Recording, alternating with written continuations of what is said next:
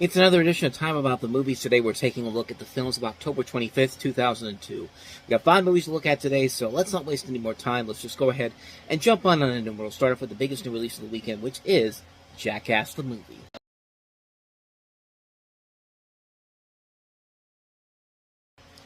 I mean, if you've seen Jackass, then you kind of know what this movie is. This is the show, except blown up bigger for the big screen with more incredible stunts, including Johnny Knoxville getting flipped over and knocked down in a golf cart, Steve-O snorting wasabi mixed in with soy sauce, Bam pranking his parents with alligators in the kitchen, fireworks when they're trying to get some sleep, Chris Pontius dancing in public as his character Party Boy in Japan, Ryan Dunn fighting against a famous female Japanese kickboxing champion, Aaron McGehee eating a snow cone made out of his own urine, Wee Man wreaking havoc around Japan in the giant traffic cone, Preston Lacey sitting on a bench which is rigged to collapse, thus ripping his pants, Dave England decapitated,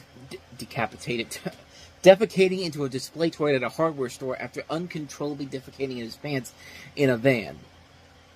Keep in mind, this is the tamest of the Jackass movies because, man, everything that's come after this, I mean, it's gotten more disgusting, it's gotten more gross, it's gotten more ridiculously stupid, but I love every single one of these movies, including this film. These movies, if you don't know what you're going into right from the get-go, then right off the bat, you're not going to enjoy these movies. But if you know what you're going into, if you've seen the Jackass show, expect what you've seen on the show, except a million times more, bigger, more disgusting, and more fun. I mean, this is a film that literally was almost given an NC-17 rating, and it's hard not, and I can't imagine, you really can't imagine why that wouldn't be the case with this film, because, it's amazing they got to an R rating with this movie. I mean, this is a film that is so intensely disgusting and gross, and yet it's so, like, the beauty of these movies is that as they go along, they get more creative in the stunts they're able to do.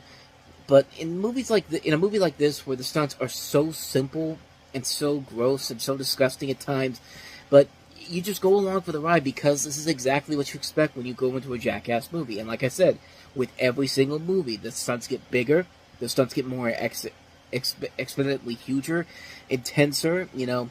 There's a lot more creativity put into it. You can definitely tell that they're using every bit of the improvements of technology to make these stunts more elaborative, more creative. There's an art to what the Jackass guys do, and you know what? God bless them, man. They put all their effort into it, and it makes me laugh every single time.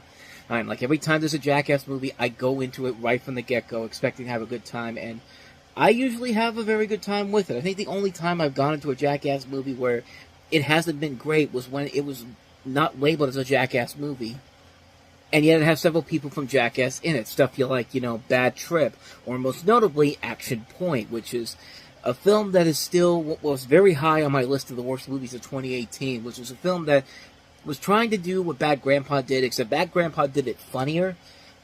It was still the weakest of the Jackass movies, but Action Point was a movie where the ridiculous levels, the stupidity levels got too high for its own good, that it really stumbled out of the gate, and that film is just one of the worst comedies of recent memory. But the Jackass movies that are just the Jackass movies are just a ton of fun. You can watch these movies every single time, and you will always get a good laugh out of it if you go into it knowing what you're going in for. I mean, it's gross, it's disgusting, it's ridiculously stupid, it's over the top.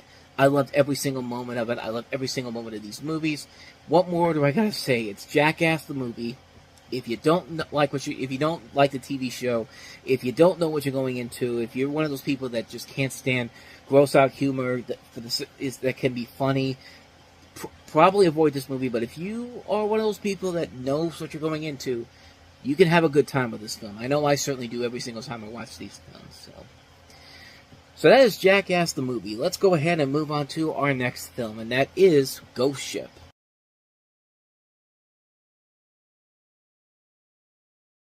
And that right there was the selling point of this entire movie. Not the fact that it was a horror film. No. The trailer, a third of the trailer is dedicated to that woman walking around nearly naked, bringing in the teens, thinking that they're going to see some TNA, which they kind of do, but it's not worth it to see this movie. Even though I will say, this film does start off on a pretty good note. The story of this movie is that you have a marine salvage crew in the Bering Sea who discover a mysterious ocean liner that disappears in 1962. Despite its title, the film is unrelated to a 1952 movie of the same name. You got Gabriel Byrne, Juliana Margulies, Desmond Harrington, Isaiah Washington, and Carl Urban among the cast in the film. And I'm not kidding, the first 10 minutes of the movie where they show you 1962 and how everybody dies, it's one of the most creative and so hilariously fun death scenes you will ever see. There's something that happens where a hand accidentally lifts a lever that tightens a wire cord, and the wire whips across the dance floor and cuts all the passengers and the crew members in half. Like, it splits everybody up. Their body parts are all over the place. And it's just like, oh my god, this movie might actually be one of the most enjoyable, fun rides I will ever see. Because you think, right from the get-go, it's going to be that kind of a movie where they know what you want to see, and they're going to give it to you. And you think you're going on to the rest of the movie thinking, okay, let's see what else they come up with. And then it's Leviathan again. It's Alien. You know, it's these movies where you have all these different people coming into an area they shouldn't go to, and because they're stupid to go in there, they have to face the consequences and have to pay the piper and essentially get killed off. And yeah, it's one of those type of films, a film that you can't root for anybody because you know they're going to die, and there's nothing about them that's redeemable whatsoever. I mean, this is a film that is so lazy and just, like, after what you saw with the first 10 minutes, you think you're going to see something really, really good, and then it just drops the ball on you, like the wire hits you, just like those people that got killed early on. I mean, that's what it literally feels like. The movie gives you whiplash like that. And, just when you think it couldn't get any stupider, this last 10 minutes of the movie is where it really, really, really drops the ball on you and just says, you're not coming back from this movie. You're never going to come back to this film ever again after that. Even though I don't care if you thought the first 10 minutes were great. We're going to literally do whatever it takes to make sure you never want to see this movie ever again. And sure enough, it's exactly what they do with the final 10 minutes. And it's pretty bad. I guess there's not much more to say about this film. You should avoid Ghost Ship Like the Plague, and, I mean, if you're going to watch anything, watch the first 10 minutes, and then just stop the film, because you think you may have seen something really, really, really good. It could work as a fun little horror short film, and, that's about it. I mean, everything else after that is just down the toilets. So, that's Ghost Ship. So let's go ahead and move on to the next film, and that is Mark Wahlberg and Tandy Newton in the remake of The Truth About Charlie.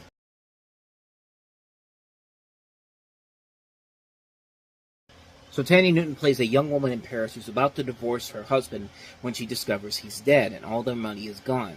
She then meets a mysterious man played by Mark Wahlberg who tells her that the money was really his, and he wants it back, seemingly convinced that she's hidden the cash.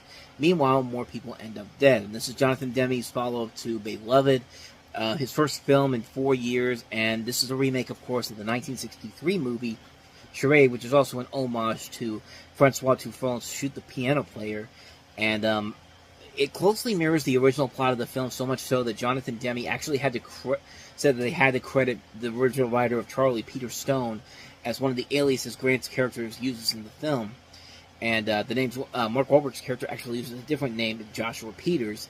And, you know, I can't really say for the original Charade. I've never seen it before, so I can't really say if it's any good or not. But with a cast as good as this, you would think there'd be a much better movie, especially with a director like Jonathan Demme. And, nope, it's a pretty lame, lackluster mystery because you can kind of figure out where it's going to go right from the get-go. It's one of those movies where it's trying to sell you on a mystery, but you've seen so many movies like this that you can already tell where it's going to go, how it's going to play out, and does absolutely nothing different to keep it distance from the original film. And it's a shame because the possibilities are definitely there. There's a lot of things about the film where you think it could go in that direction where it could actually work, and nope.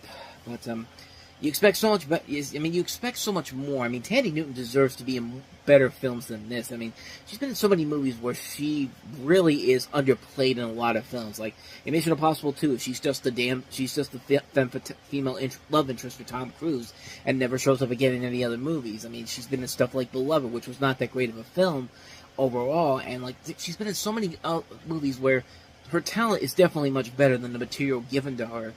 in the in terms of the film itself, and you just wish that she'd get that big break at least once in a while. And I mean, Westworld kind of was that big break for her a couple of years ago, so I guess her career is back on the right path again. But in this movie, it's just like there's just nothing there to really make it that unique and really something that you should see. It's just a film that wastes a lot of really good talent on a mediocre mystery that you could figure out right from the get-go.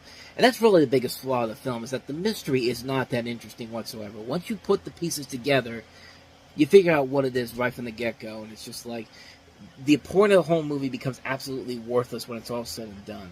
And, yeah. Real disappointment of a film, to say the least. The truth about Charlie. The truth about it is, it's not a very good film. So, I've never seen the remake. You probably better, the original film, I should say. You probably should just watch the remake and be done with it.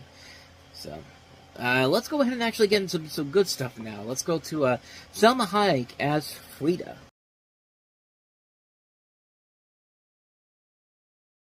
First of all, God, Alfred Molina looks very different without that mustache. I had no idea that was him in that movie, but, second of all, Frida chronicles the life of Frida Kahlo, played by Salma Hayek, who shares unflinchingly and openly with Diego Rivera as the young couple take the art world by storm. From her complex and enduring relationship with her mentor and her husband, to her illicit and controversial affair with Leon Trotsky, to her provocative and romantic entanglements with women, Frida Kahlo lives a bold and uncompromising life as a political, artistic, and sexual revolutionary. This was directed by Julie Taymor, who this was actually her second film as a filmmaker, mostly known for her work on Broadway. The last film she directed was Titus, which was a pretty good movie overall, and I think this is a decent film, and I think it works mostly because of the casting. Salma Hayek is very good in the film as the title character. Good casting includes Ashley Judd, Antonio Banderas, Alfred Molina, like I said, Mia Mastro, Jeffrey Rush, Edward Norton, Diego Luna, Valeria Golino, Saffron Burrows, a lot of really good talent in the film. Visually, it looks incredible. It's a film that looks really great to look at. I mean, from a visual standpoint, the cinematography by Rodrigo Petro is very well done, and got some decent music by Elliot Goldenthal as well. The story really is kind of generic overall. It's kind of like your typical biopic, but the performances do carry it through. I would say I definitely recommend checking it out. I mean, it's a film that, if you want to see what true acting potential Salma Hayek has, this movie definitely takes the cake on that. This is one you should definitely see just for that alone. Other than that, for a one-time watch, I think it's good. Maybe not one you'd want to watch over and over again, but performances, like I said, do carry it through all the way through. With that said, let's go ahead and move on to our last film, and that is Waking Up in Reno.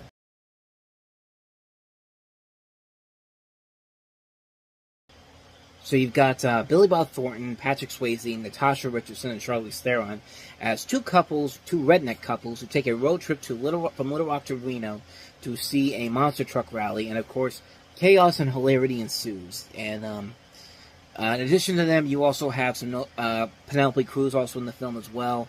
And truth be told, Brad Pitt and Jennifer Aniston were actually supposed to star in the film, but they ended up dropping out because of filming issues, and that's because they had to step out of that film. And so I think it was, I might have been Billy Bob Thornton and Natasha Richardson who basically took over the roles, but it could be the other way around. It doesn't really say on Wikipedia what it was, but this is one of those movies that I always used to see. Back when GameStop actually sold DVDs, like used DVDs, and you can go in there and pick up used DVDs for pretty good prices. This is one I always used to see there in the DVD bin, and it's just like, part of me was kind of curious because when that kid was in there, Natasha Richardson had unfortunately passed away. She died from a skiing accident that happened in Quebec that was a head injury, and she passed away 7 years after this movie came out. So that's what that was the first time I saw that DVD there when that happened. So I was kind of curious to see if the film was actually any good. I never really got around to watching it until most recently.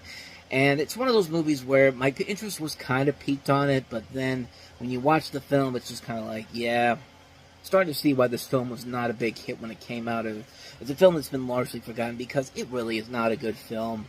It's a film that you can kind of predict what's going to happen right from the get-go. It doesn't really have that much of an engaging story to work off of here. It's just basically these four people, just maybe, you know, swinging around. Is they want to sleep with one? Is the guys want to sleep with the other person's wife? The wives want to sleep with the other person's husband. You know, it's that type of thing, and it's just not a very good film. And these are a lot of very good, talented people. And I just remember Patrick Swayze also died that year too. So, I mean, that's something that just came off of me right from the get-go. But yeah, from what I remember from the film, it really wasn't worth it in the end to finally watch this film. It's a film that kind of comes and goes. Doesn't really amount to anything when it's all said and done. It just feels like you just kind of wasted your time thinking that this was going to be anything of noteworthiness. It's a film that came and went. They probably thought it was going to be one of those indie success stories that was going to have like a cult following over the years, and it never really had that. And for obvious reasons, you can definitely see why. And yeah, not much more to say about this one here. Kind of a boring, dull film overall. That is Waking Up in Reno. So with that said, we wrap up another edition of Time About the Movies. We will jump into November on the next episode with only 2 movies to look at. A couple of big ones, though. Tim Allen returning as Santa Claus in the Santa Claus 2. We also have Eddie Murphy and Owen Wilson in the comedy version of the TV series I Spy, the action comedy version of the TV series I Spy. So we'll take a look at both of those movies next time. But until then, thank you so much for watching, and if you want to see more videos like this, please hit the place on the next page, check out the previous episode, and also don't forget to hit the like and subscribe button if you want to see more videos like this on this channel. So, with that said, I am off. I will see you guys next time, and until then, as always, take care. Thanks for watching.